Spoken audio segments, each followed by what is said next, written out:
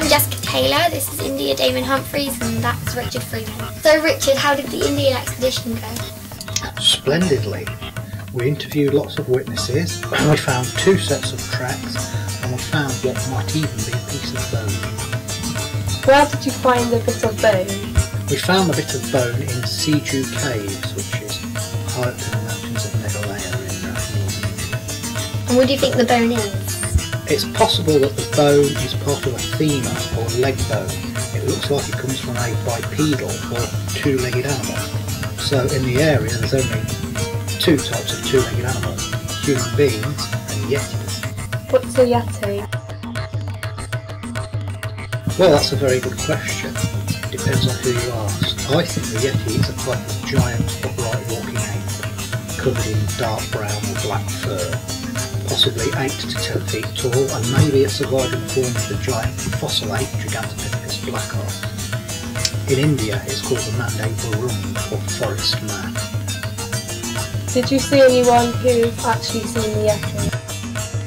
Yes, we saw several eyewitnesses and interviewed them, including one man who saw a female Mandai Burung eating bamboo and holding a little baby and suckling the baby one. We met an old man who'd been chased out of the jungle by a very large one way back when in the 1950s. We met another man who saw a Mandai Burung or Indian yeti that had made a great nest, rather like a gorilla does, with branches and vegetation, and was sleeping in the nest and walking around. Was it difficult going through the jungle? Yes, it was very arduous. We had to cross lots of jungle-covered mountains, and it was very hot, and it was very hard going up and down all the time for miles. And we crossed a big river on a suspension bridge like you see in the old-fashioned Tarzan films. There are still a lot of wild animals in the area. We didn't see very many because when you're walking through the jungle there's a lot of noise and you tend to frighten them away. But there's one area where there's lots of limestone outcroppings and rocks, and there's a very narrow passage between 2 big limestone cliffs, and they're very tall and very smooth, and until about 20 years ago tigers used to ambush people down there and kill them, because you have to walk in single file and there's nowhere to run, so the tiger would wait for people to go through and then grab them. Did you see a tiger? Sadly no, tigers are very, very rare.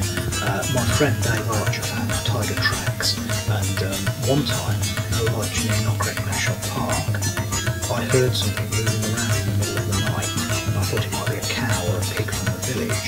But in the morning our guide Rudy said he thought there was a tiger outside, and it had been scratching at the side of the lodge trying to get in because we had live chickens, but we didn't see it. So Richard, what are you actually going to do if you catch the Mandai Burung? I don't think anyone could actually catch it because it's very big, about 10 feet tall, and very, very strong, stronger than a gorilla, so you couldn't really catch it. We'd like to get some hair from it or some biological samples that had DNA, but I don't think we could ever catch one and bring it back in a cage. It'd be virtually impossible to do. What would you do if you found a dead one? You'd be very, very lucky to find a dead one, because when an animal dies in the jungle they rot very quickly. Other animals eat them, insects lay their eggs in them, and even the bones are devoured by insects and other creatures like porcupines and rodents. So the chances of finding a dead one are virtually nil. But if you found one that died naturally, if you were lucky enough, that would be great. Then you could bring it down from the mountains and show it to science. But it'd be awfully heavy and hard to move. If you do prove it exists, then what's going to happen? Well, if we definitely proved it existed, if we got DNA samples or bone, or if we ever got a dead one, and people were forced to accept that it existed, then they'd have to legislate to protect it, because there aren't many of them. It'd have to become a protected, endangered species, and the Indian government and the government of other countries where these things live would have to put in motion laws to protect them. So if you did actually prove it was real, wouldn't you get poachers trying to go and get its fowl herring? Well, as far as we know, no one's managed to shoot them so far, so they'd have their work cut out for them. I don't think it would be in too much danger from local poachers, but you might get big game hunters from places like America wanting to go and shoot it. So that's why it would have to become a protected species by law. Anybody that tried to harass one would have to go to prison for a very long time. Cool.